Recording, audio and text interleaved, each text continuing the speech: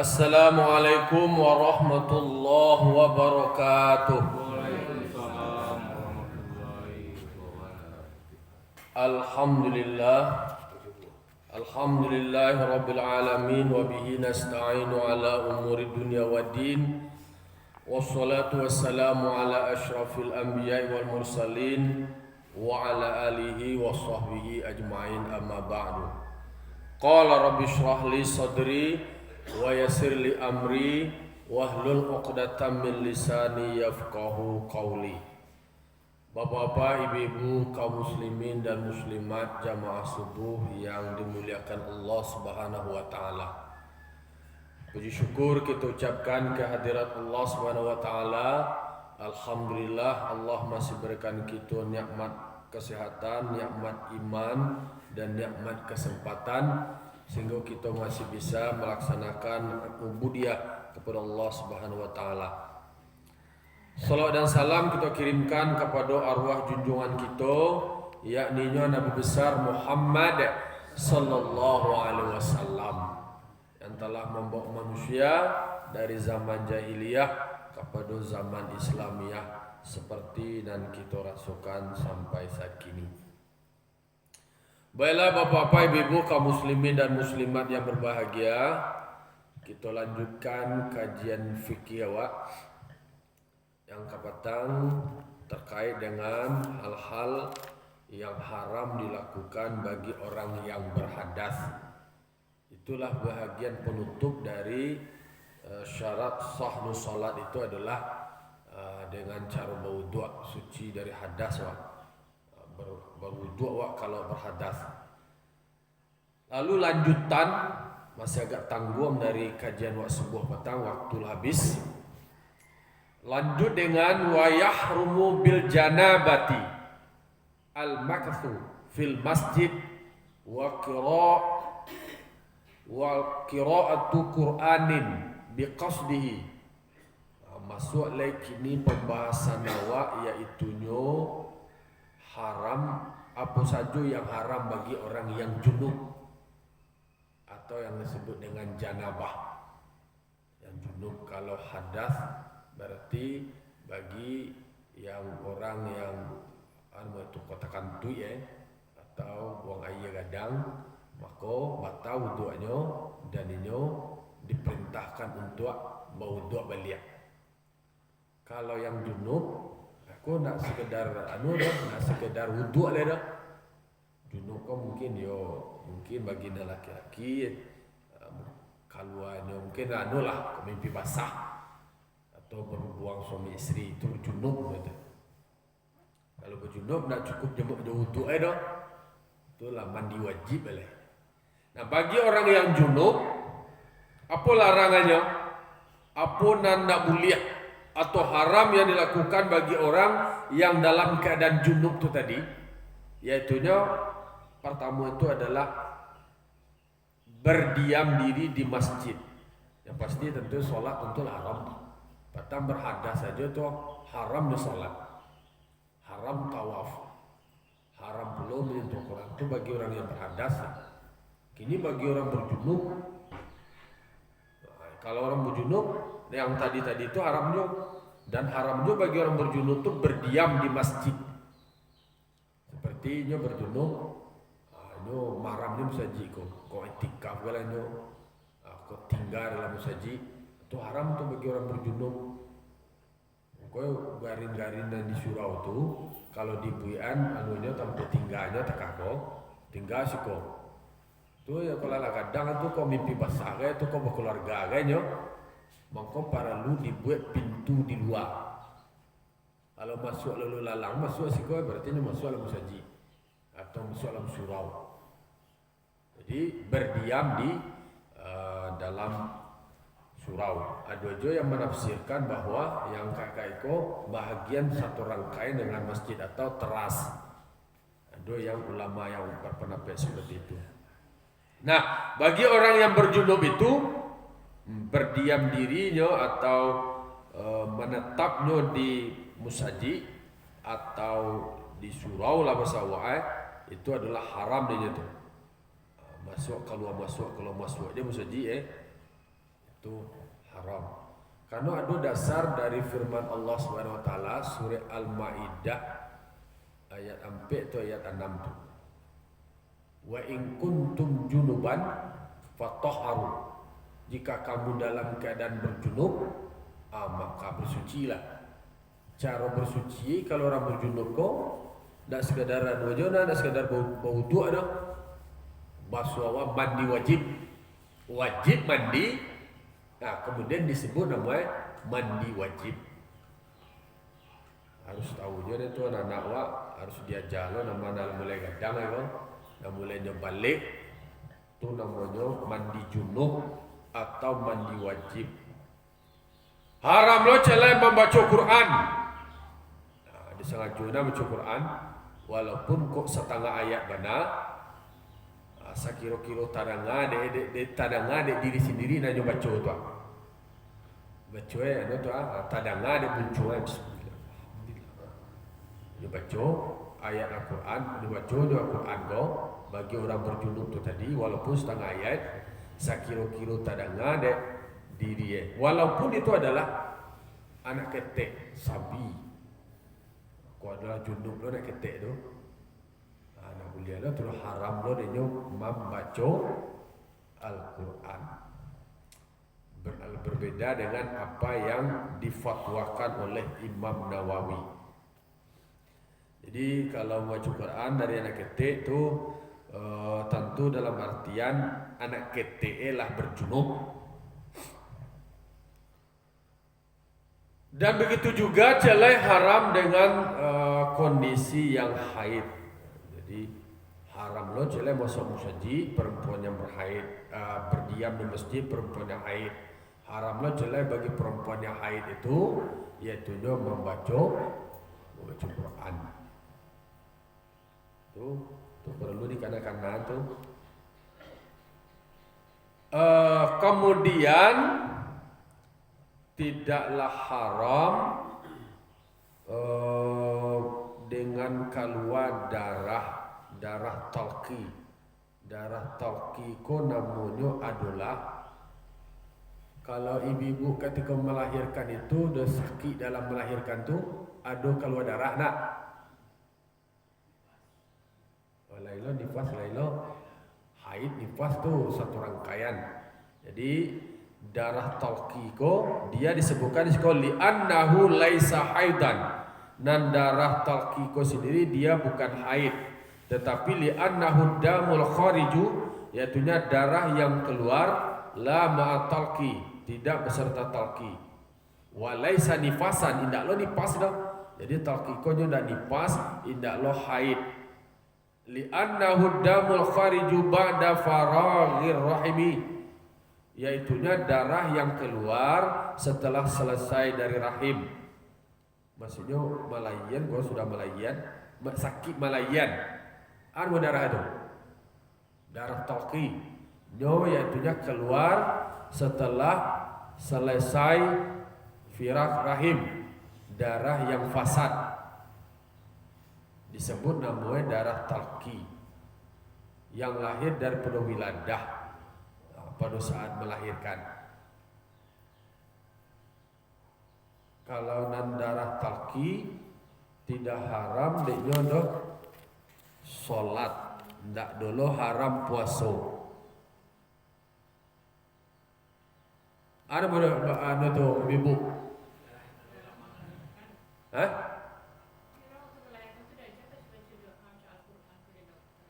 Kalau untuk doa nak ada masalah doh.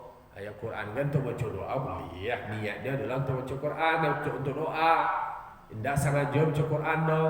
A'udzubillahi minasyaitonirrajim. Bismillahirrahmanirrahim. Kalau kayak qori-qoriah doh, banyaknya porsi qoriah doh kan. Itu kan sengaja baca Quran ya.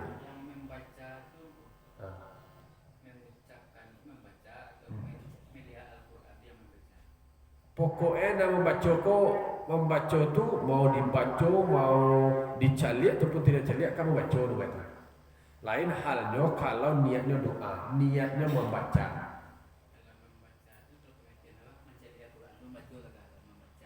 Ya.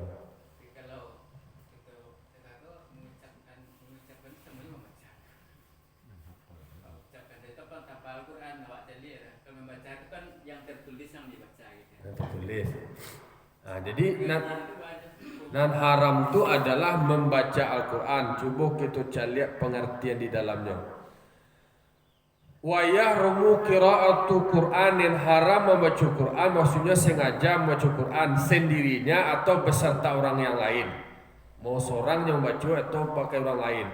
Wa kharaja bidzalika, yang tidak masuk dalam membaca Quran itu adalah ma idza lam yaqsudhu, apabila dia tidak menyengaja untuk membacanya. Itu tidak masuk baca Quran itu doh. Kalau nyo tidak menyengaja membaca Quran itu doh, itu tidak masuk dari membaca Quran itu doh. Seperti yang disebutkan dengan bahwa bersengaja dia akan menyebutnya atau memberi pelajaran atau kisah-kisahnya atau menghafal dan tidak menyengaja besertanya membaca, itu tidak haram.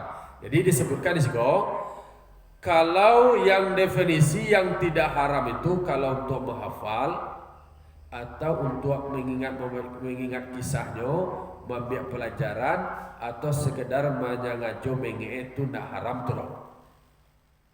Berarti di sini maksudnya haram itu adalah kalau mengalir dia dalam lidah itu baca Quran dengan tanpa sengaja, itu namanya tidak haram tuh. Itu nama definisi itu. Tapi kalau seandainya sekedar taingi dia ya Quran sendirinya, atau dalam rangka membaca doa atau membiak berakai atau menghafal, itu tidak haram tuh dong. Jadi menghafalkan ada doa tuh dong, tanpanya menyentuh Al-Quran.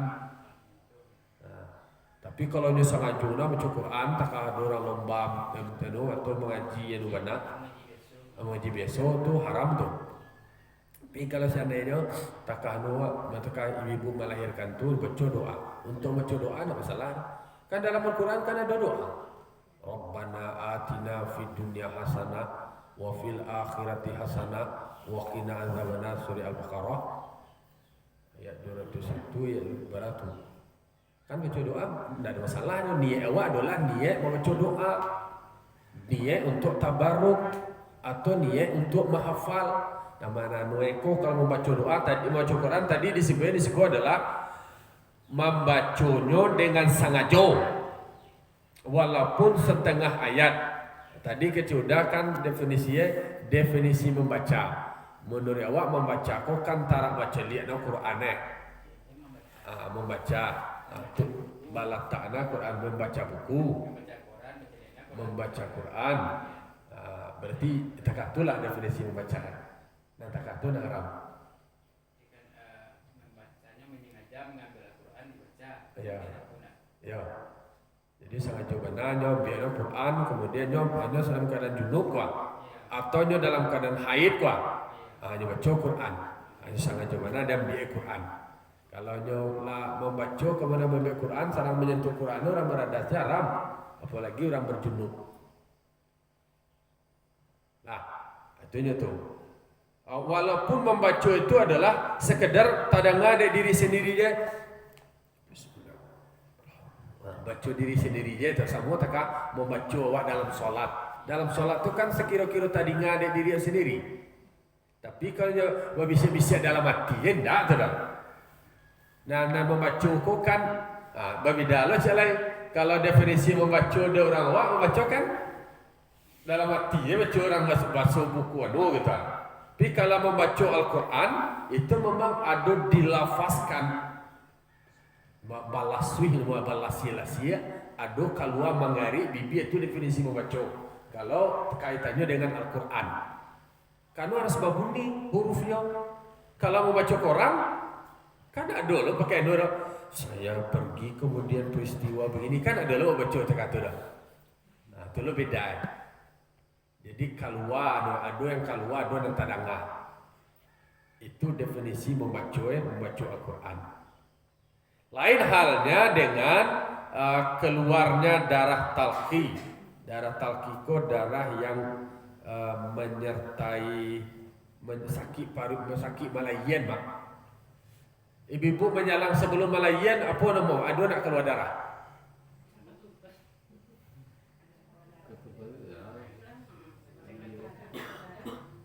Ketuban tu darah tu. Dah iya ketuban tu deh. Iya campur darah. Campur darah. Iya. Jadi di sikoko disebutkan darah talqi kalau nyo keluar tu nak haram tu dong, nak haram ke solat, nak haram ke baca Quran, haram puasa tu dong. Tapi kalau nyo dalam keadaan haid, dalam keadaan nifas atau nyo junub, maka haramlah masa musaji barado berdiam di musaji membaca Quran, haram pula solat, haram pula tawaf, haram pula menyentuh Quran.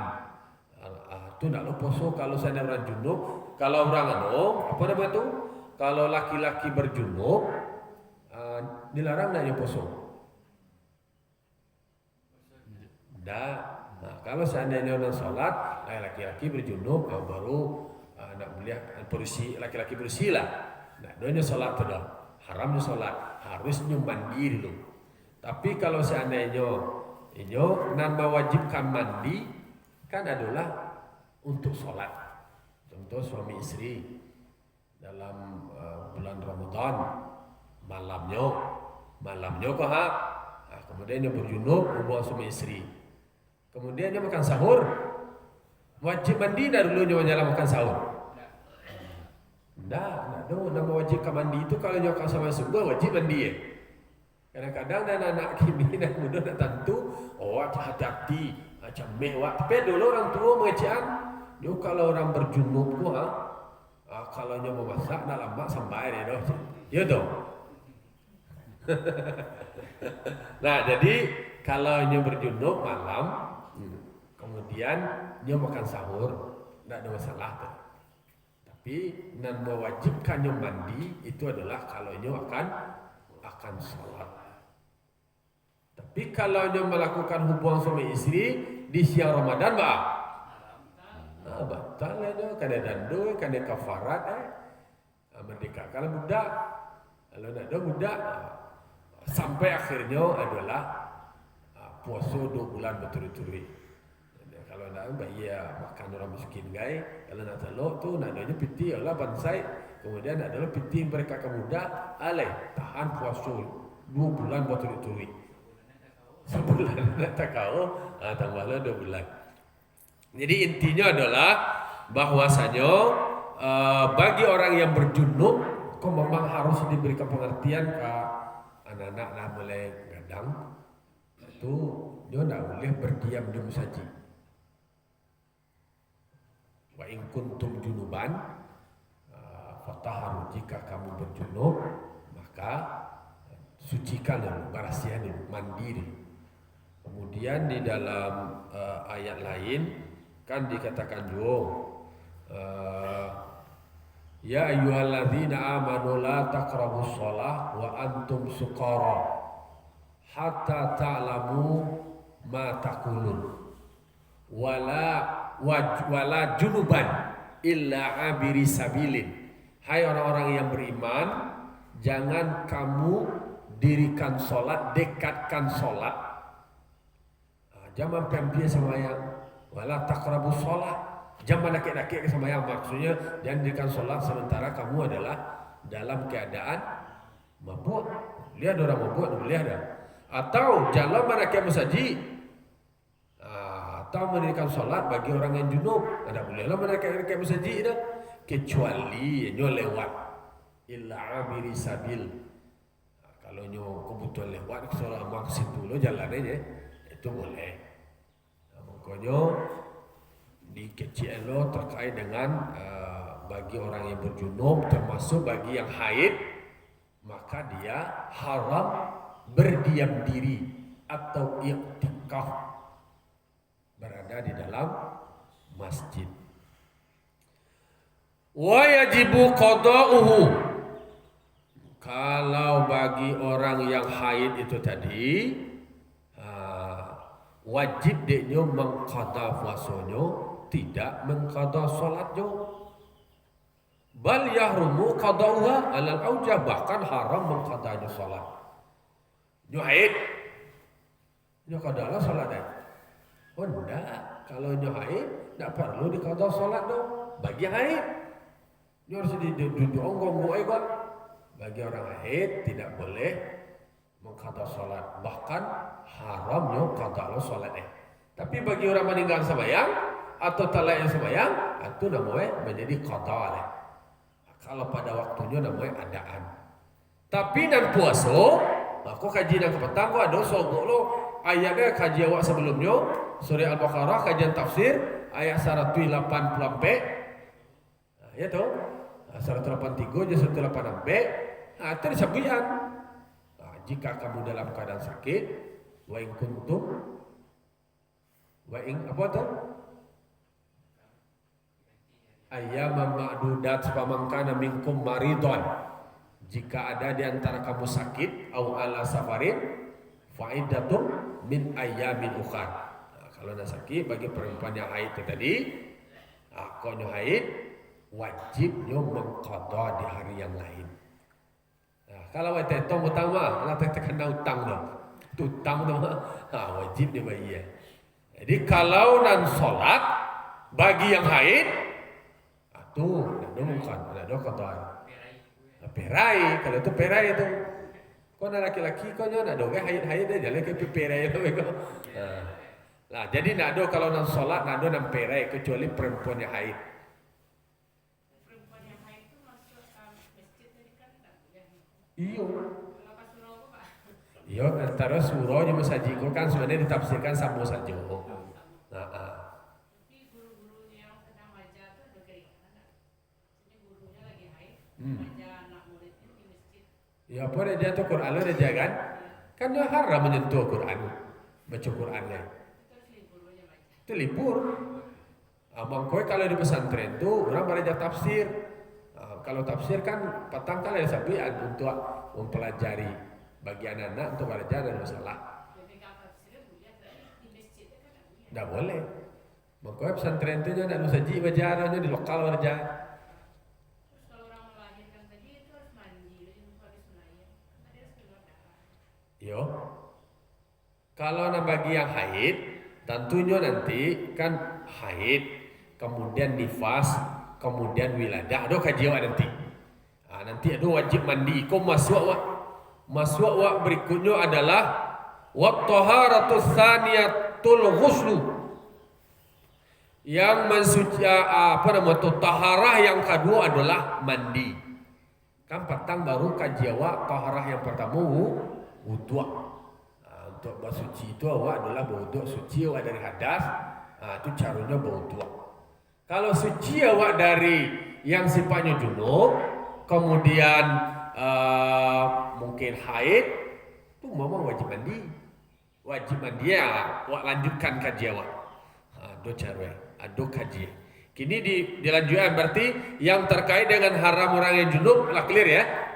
Yang haram bagi orang yang junub. Selanjutnya masuk tentang taharah yang kedua mandi. Disebutkan di dalam kitab Yanaku apa tuh mandi?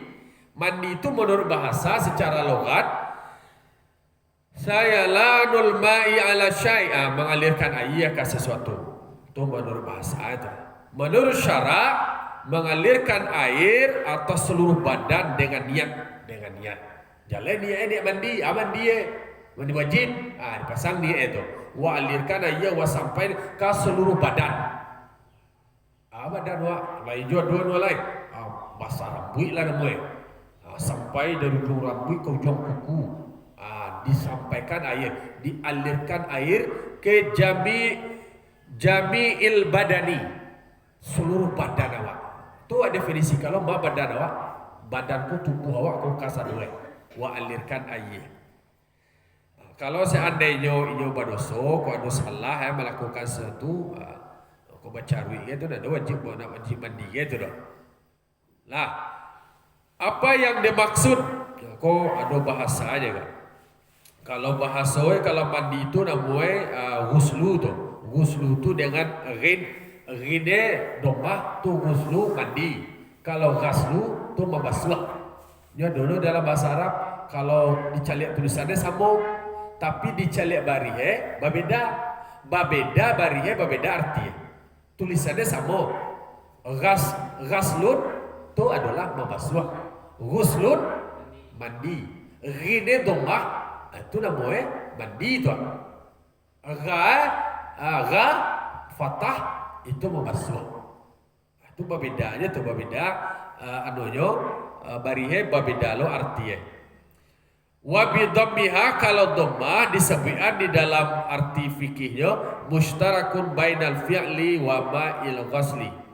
Kalau yang dhammah tu berserikat antara perbuatan dengan ayat dan dimandian tu. Aku kaji awak. Taharah nam kadua mandi. Apa saja yang mewajibkan mandi?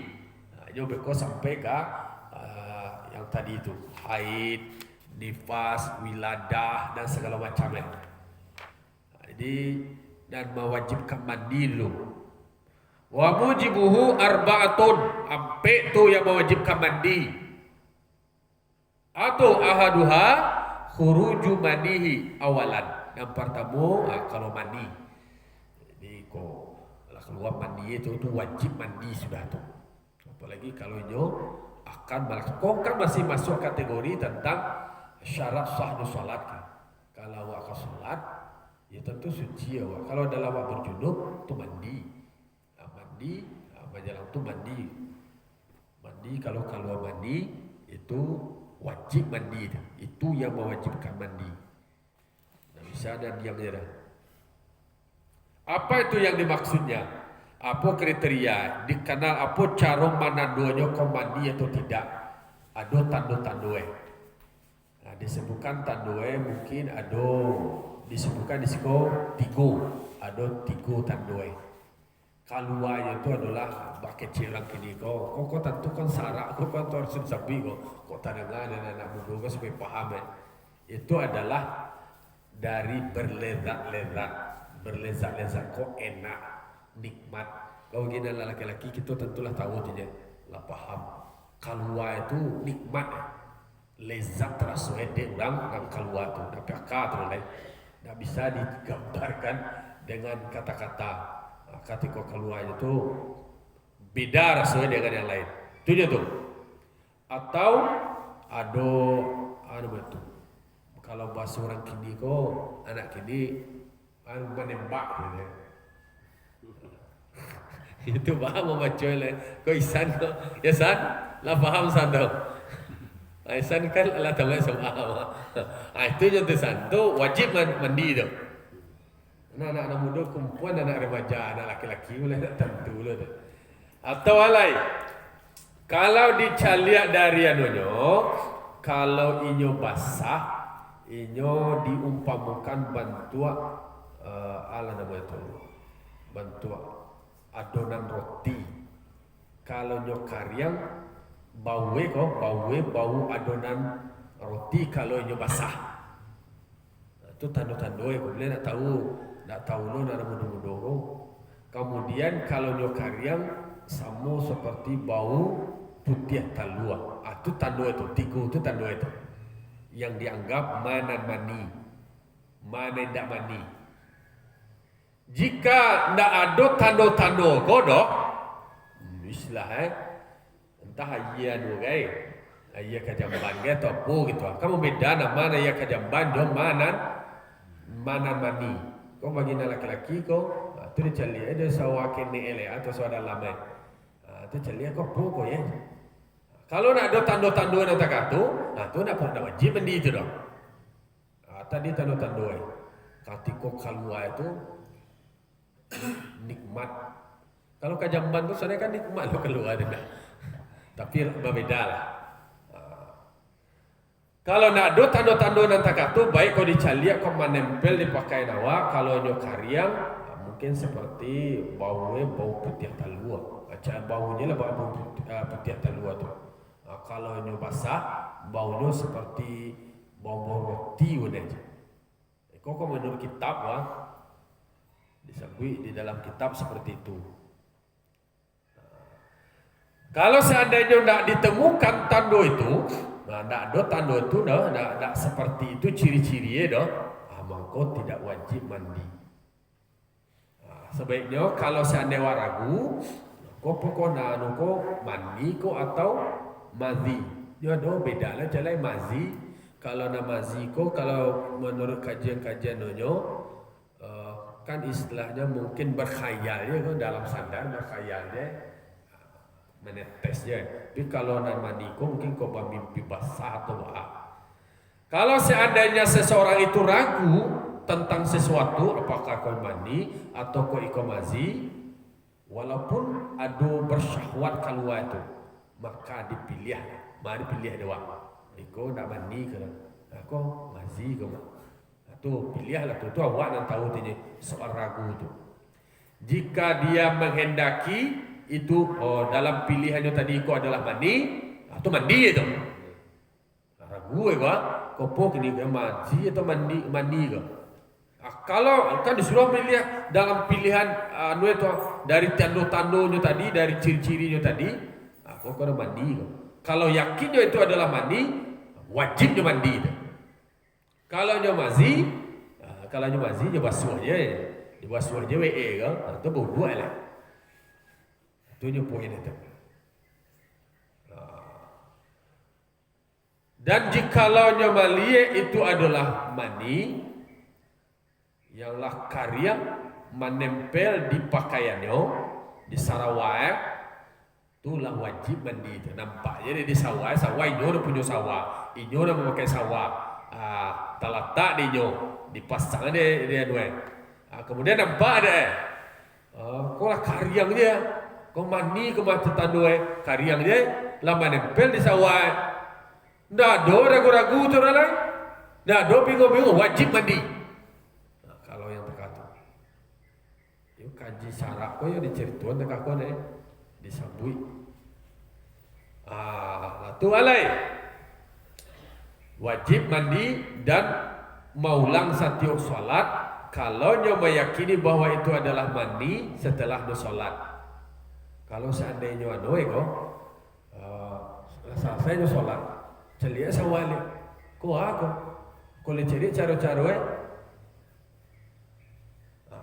kau dah tahu kalau kau cek, kau mandi nama. Kalau mandi wajib mandi sudah mandi ulang solat tolia.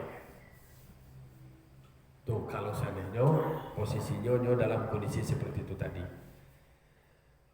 Tapi sebenarnya kalau seandainya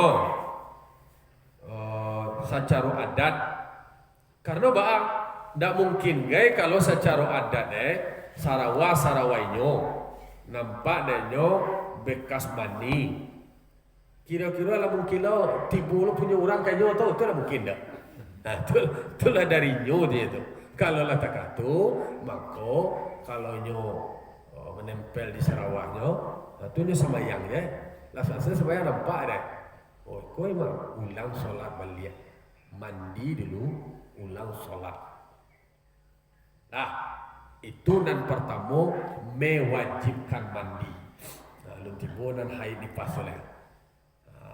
Jadi nama wajib mandi yang pertama adalah keluar mani.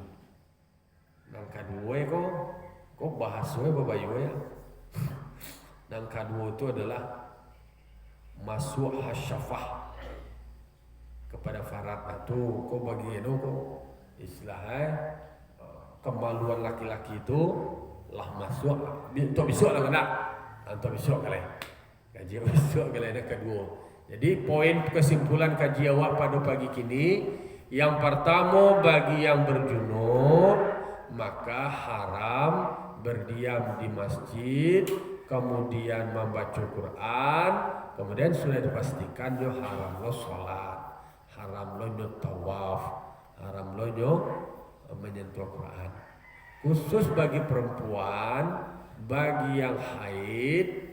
Mangko bagi yang haid perlu dikarenakan haram sholat, haram membaca Quran, haram puasa. Tetapi bagi yang perempuan haram dia mengqada sholat atau mendirikan sholat. Pada saat haid dia kerja sholat. Padahal sholat itu adalah haram. Haram dia ketika haid. Baitulah mengqadanya. Tapi yang puasa adalah wajibnya qada. Pada saat haid haramnya puasa tapi wajib qada. Kalau nak solat haram lo dia solat, haram lo ni mengqada. Jadi kau dikai-kai lo beko mengqada yang lain, iko bagi yang perempuan yang haid. Lah, itu duduk kaji. Kemudian masuk nang ka poin kaji besar berikutnya adalah taharah nang kedua. Yang sebelumnya adalah sebatas maudhu' kalau berhadas. Kalaulah berjunub namanya itu adalah wajib mandi leh. Jadi kajiwa antara wudu baru kemudian mandi kini leh. Lah naya sekete.